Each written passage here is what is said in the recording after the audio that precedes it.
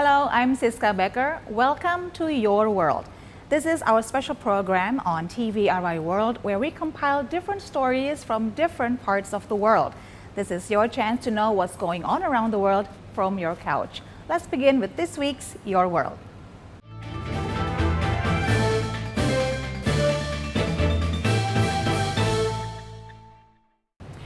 We begin the first segment of Your World with stories from the Middle East, including from Iran, where the Iranian parliament speaker Mohammad Bagher Ghalibaf said Tehran will not agree to any deal with the United States until rights of Iranian people have been secured.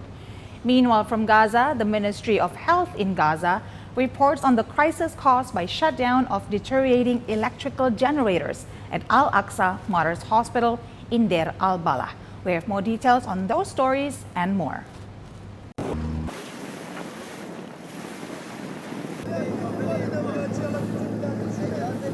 The Islamic Revolution Guard Corps has announced that 28 commercial vessels and oil tankers have successfully transited the Strait of Hormuz in the past 24 hours. According to Iranian naval officials, the ships were granted safe passage and escort protection only after obtaining expedited permits from the IRGC Navy. Tehran accused the United States of bearing direct responsibility for strategic waterway instability. The IRGC stated requisitely that its smartest controls and extensive authority will remain active along the strait to defend regional borders from unilateral Western interference. The International Atomic Energy Agency chief has issued an urgent plea to halt all military offensives against atomic infrastructure following a drone strike on the Zaporizhzhia nuclear power plant. IAEA Director General Rafael Grossi emphasized that continued hostilities pose a very real risk of a catastrophic nuclear accident. An inspection team verified structural damage consistent with an aerial impact on a turbine building outer hatch, while radiation readings at the reactor sites remain entirely stable. Monitors warned the compromised ecosystem cannot be subjected to ongoing fireball risk. The Speaker of the Iranian parliament has declared that Tehran will reject any diplomatic accord with the United States until the nation's rights and economic interests are secured. Legislators reaffirmed that revised terms from Washington lack the necessary indemnity required to merit strategic amendments. The parliamentary manifesto warned that outside mediation will not succeed if the West demands unilateral disarmament. Officials stressed that internal solidarity is the only measure individuals will deploy to defend the Islamic Republic from outside capitulation pressures.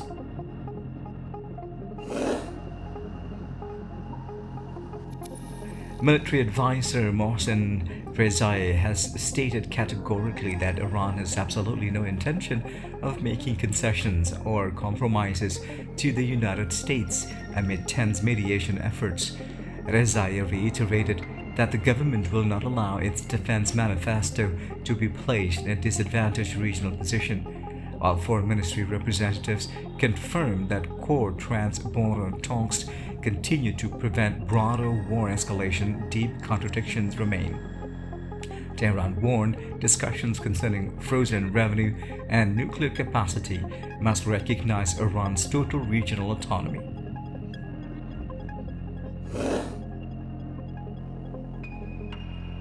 The United States Central Command has forcibly redirected 118 commercial ships as of Sunday during its ongoing naval blockade against Iran.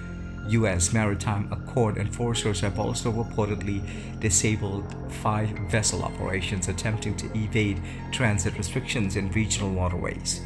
The blockade ecosystem was requisitely strengthened following the breakdown of the Islamabad Comprehensive Reconciliation talks. Naval destroyers are patrolling buffer corridors continuously to hold commerce consignments deviating into prohibited Iranian harbors. The United States Central Command has executed precision military strikes targeting high-value Iranian air defense systems, compromising regional embarkation security. The targeted sectors were reportedly comprising radar batteries and rocket installations used to menace coalition fleets. Pentagon representatives declared the action was absolutely mandatory to ensure unhindered freedom of commerce navigation. Defense intel strategists warned that continued radar entrapment operations by Iranian forces will prompt further destructive countermeasures.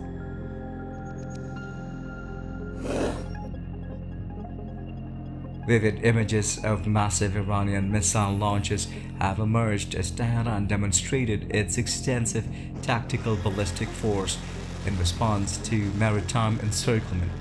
The state manifesto broadcast multiple rocket arrays deviating toward desert ranges to display strategic readying capabilities.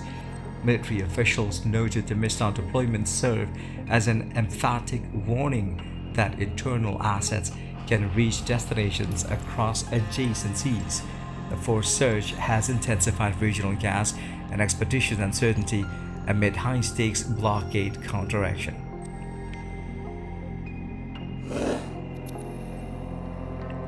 The Israeli military has officially expanded its urban operations segment dubbed the Yellow Zone within the compromised Gaza Strip. The tactical redirection has forced thousands of displaced civilian families to abandon shelters amid extreme reconnaissance intensity. Humanitarian reservists warning that safest enclaves have deviated entirely into active fire zones as the infrastructure corridors crumble. Volunteers are attempting to consolidate tents and rations to cope with the new refugee displacement wave.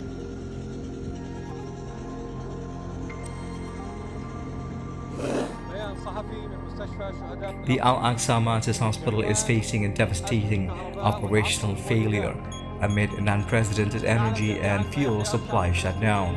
Medical officers warn chillingly that power generators critical for maintaining ICU incubators and life support systems have stopped functioning entirely. Doctors are resorting to manual respiration in anxious attempt to prevent vulnerable pediatric patients from dying. The complex calls upon the World Health Organization to immediately deploy extraordinary fuel reinforcements before the death toll surges exponentially.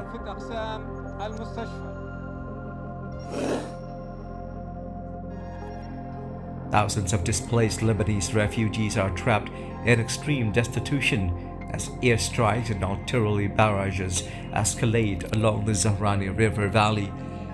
The expanding offensive corridor has severed access to vital roads, isolating whole village communities from trucks transporting emergency supplies.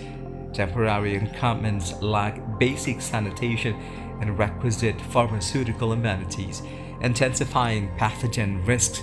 Disaster forces state that families have nowhere to evacuate as the geographic and reinforcement fronts push further into interior provinces. The Kremlin has issued a stern statement condemning the unilateral, imprescindible seizure of an oil tanker carrying state-affiliated fuel reserves. Russian officials demanded the immediate unconditional release of the ship, warning the action violates maritime law ethics. Moscow warned that arbitrary cargo captures risk causing an irreversible breakdown in strategic transit dialogue. Government ministers are consulting with diplomatic representatives to initiate mandatory countermeasures to secure export commerce carriers globally. In the next segment, we'll learn more about developments from BRICS and also space exploration from Hong Kong. Right after this short break, Your World will be right back.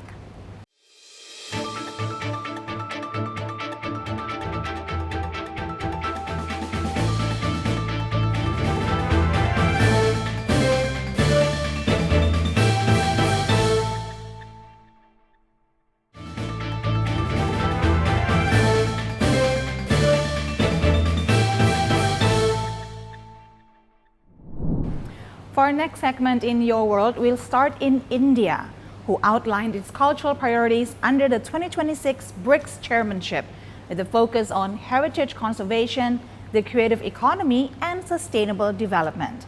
And then from Hong Kong, we have the Secretary for Innovation, Technology and Industry, Sun Dong, who reveals that Hong Kong's first astronaut, Lai Ka-ying, conduct a life lesson from space for students back home. Let's take a closer look at these stories and more. A press conference held in Varanasi highlighted the agenda for the second BRICS Culture Working Group meeting. Discussions are expected to focus on the creative economy, protection of cultural heritage, and the relationship between culture, climate, and sustainable development. The initiative seeks to promote innovation in the cultural sector, encourage the ethical use of technology, strengthen the protection of cultural diversity, and enhance international cooperation on heritage conservation. It will also explore mechanisms for the return and preservation of cultural assets among BRICS member countries. The 23rd Shangri-La Dialogue concluded in Singapore with participants from over 40 countries and regions calling for stronger communication and coordinated efforts to manage differences and build consensus through dialogue. Head of the Chinese People's Liberation Army expert delegation, Major General Meng Xiangqing, warned that the international community is confronting multiple security challenges and urged nations to guard against attempts to subvert the victorious outcomes of World War II and the post-war international order. On the theme of regional security cooperation, delegates advocated a fairer and more equitable international order to promote lasting peace and shared development across the region. Chinese Foreign Ministry spokesman Lin Yan said strengthening strategic communication between China and the United Kingdom is of greater practical significance amid the current complex and volatile international situation. During the dialogue, the two sides will conduct in-depth exchanges on implementing the important consensus reached by the leaders of the two countries, expanding pragmatic cooperation and addressing international and regional hotspots. The two leaders will also jointly advance the in-depth development of the long-term, stable, and comprehensive strategic partnership between China and the UK, ensuring that the fruits of cooperation better benefit both countries and the world. Secretary for Innovation, Technology and Industry Sun Dong reveals Hong Kong's first astronaut, Lai Ka-ying, could soon be conducting a life lesson from space for students back home. Lai may return to Hong Kong alongside the crew of Shenzhou 23 as early as the first half of 2027. Sun also describes Lai's journey into space as a rare event capable of uniting the entire community. It was a historic moment that for the first time a payload specialist from Hong Kong, Dr. Lai Ka-ying, has taken part in a national space mission. These achievements have made the whole of Hong Kong very proud. Authorities are now working to arrange a space-to-Earth dialogue between Lai and students in Hong Kong.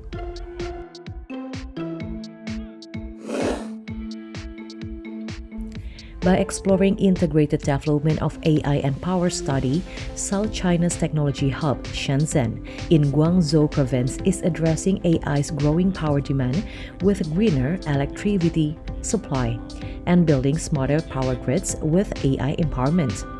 This two-way integration of artificial intelligence and electricity supply is one of 51 high-value future scenarios mapped out by China's National Energy Administration. Across China, computing centers and power grids are exploring to tackle each other's headaches, with Shenzhen taking the lead. By weaving AI into grid management, China's power networks are getting better at allocating electricity intelligently to cope with peak demand seasons.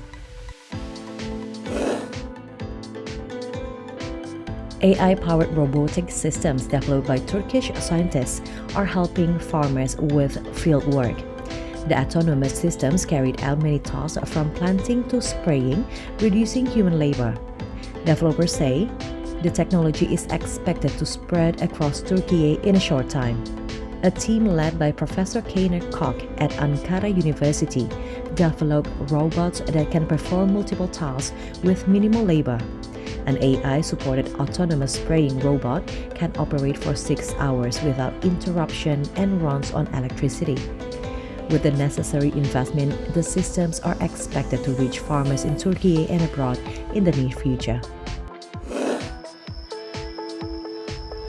After over 4 months of operation, the nearly 1.5-hectare prime land plot belonging to the Pan Din Pung Gymnasium project in the city center, once abandoned, has been transformed into a popular recreational spot for residents. This is one of 9 prime land projects that had been abandoned for many years and were repurposed by the city to encourage social investment in building temporary parks and recreational areas. It has helped meet people's demand for green and open spaces. Not only pursuing economic growth, Ho Chi Minh City has recently focused heavily on improving the quality of life for its citizens. Many parks and public spaces from the city center to residential areas have sprung up from abandoned land and slow developing projects. From exploring space, we go back down to Earth to see the biggest jazz festival in Southeast Asia, Java Jazz, in Jakarta. We learn more in the next segment right after this break.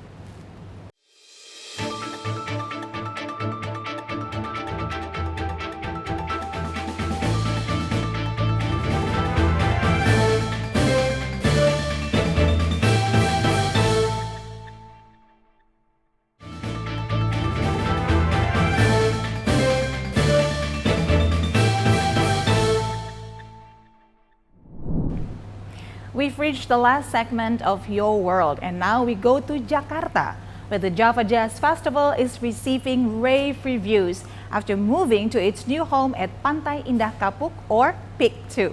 The new location of the Java Jazz Festival marks a bold new direction for the event after more than 2 decades, shifting core focus toward capacity expansion and musician regeneration. And then from France, French President Emmanuel Macron welcomed Paris Saint-Germain players to the Élysée Palace after the club's second Champions League triumph. Let's take a closer look. A fresh venue and an unforgettable experience. The Java Jazz Festival is receiving rave reviews after moving to its new home at Pantai Indah Kapuk, or PIK 2.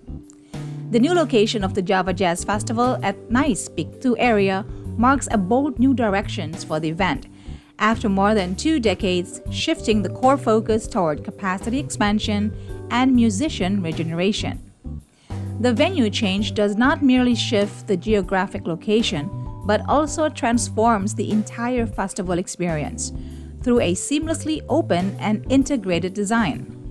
One attendee, Adit, says this year's venue offers a significantly more comfortable environment compared to previous location.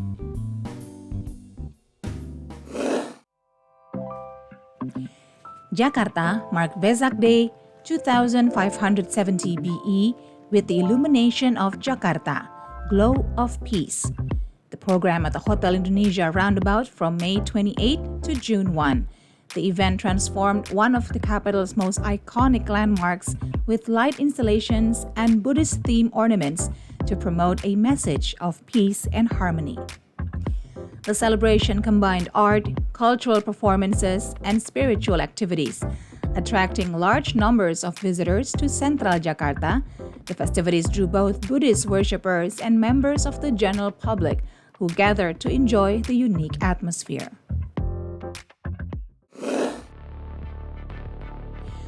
A cross-border tree planting partnership between Chinese desert control pioneer Yin Yuchen and American donor Ronald Saloski has helped transform large areas of the Maozu Desert in North China into green land. Sakolsky raised $5,000 in 1999 to support Yin and her husband in their efforts to combat desertification through tree planting. The funding enabled the purchase of 50,000 saplings, which became part of a long-term reforestation project in Inner Mongolia. With government support and local participation, more than 8 million trees have since been planted across over 4,600 hectares of previously barren land.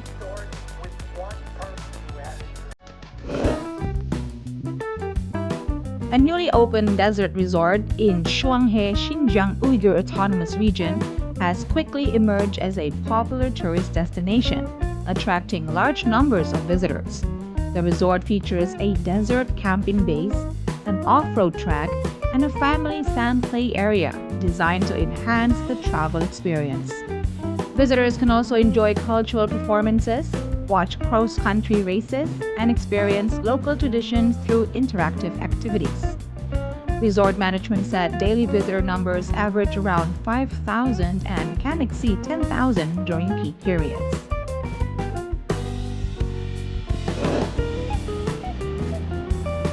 Ghana continues to showcase its rich West African cultural heritage through the vibrant markets of its capital, Accra.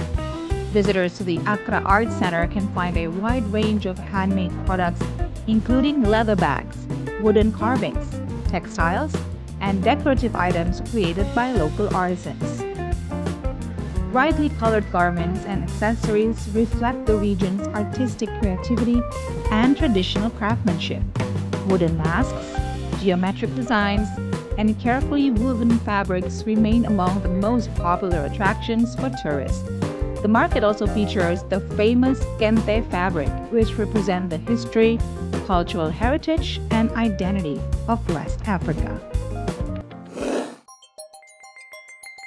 The Puchehe Scenic Area in Yunnan Province has recorded its first pair of twin lotus flowers of the year, a rare phenomenon symbolizing love and good luck in Chinese culture.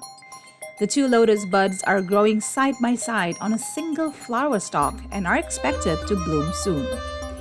Twin lotus flowers occur at an extremely low rate of about 1 in every 100,000 flowers. Officials said the rare flowers cannot be cultivated through human intervention. The twin lotus flowers were found in Puchehe's 10-hectare water lily area, which is currently in its peak blooming season and attracting a large number of tourists. Ishak Pasha Palace in Agri Dogubayazit district recorded a surge in visitors during the 9-day Eid al-Adha holiday, welcoming 25,330 people.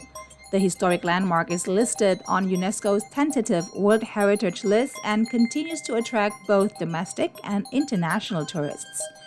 Known for its unique blend of Seljuk and Ottoman architectural styles, the palace remained one of the region's most popular historical destinations during the holiday period. The site is also believed to contain one of the world's earliest examples of a central heating system. Visitors explored the palace's architectural features, took photographs, and experienced its distinctive historical atmosphere.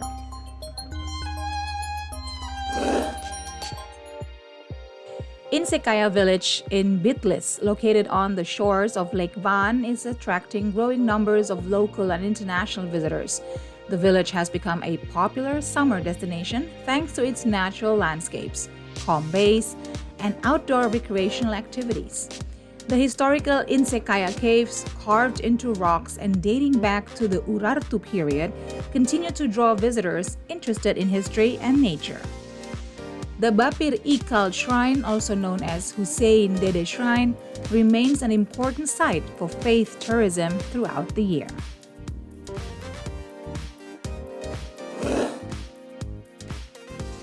A full moon rising over Lake Van in Akhlat district of Bitlis created striking scenes for residents and visitors. The moonlight reflected across the lake's surface, forming a bright shimmer over the water. The natural phenomenon attracted attention along the lakeshore during the evening. Many onlookers gathered to watch the scenic view as the full moon ascended above the horizon. Visitors also recorded the moment, capturing the reflection of the moon over Lake Van.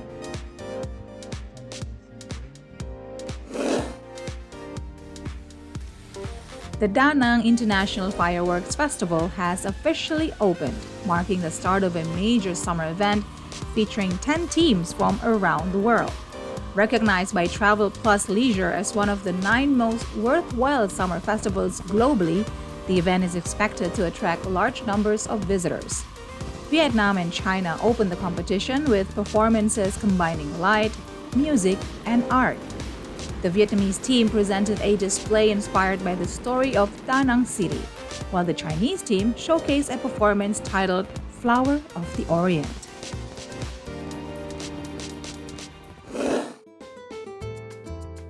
Members of a Cretan descent family in Tarsus, Mersin, continue to bake traditional sourdough bread using techniques preserved for more than a century.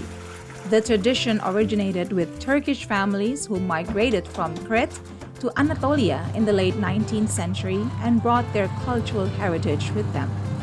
Nearly 130 years later, their descendants still maintain many of those customs and culinary practices. One of the most enduring traditions is the preservation of the original sourdough starter, which has been continuously fed and reproduced through generations. French President Emmanuel Macron welcomed Paris Saint-Germain players and staff to the Élysée Palace following the club's second UEFA Champions League title. Macron praised the team's achievement and recognized their successful European campaign. He also commended coach Luis Enrique, noting his focus on determination and leadership throughout the season. At the same time, Macron condemned the violence that occurred during the celebrations in Paris. The reception honored the club's historic triumph and its contribution to French football.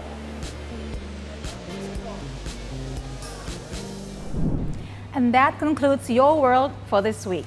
I'm Siska Becker. Thank you all for watching. We'll see you next time. Until then, take care and goodbye.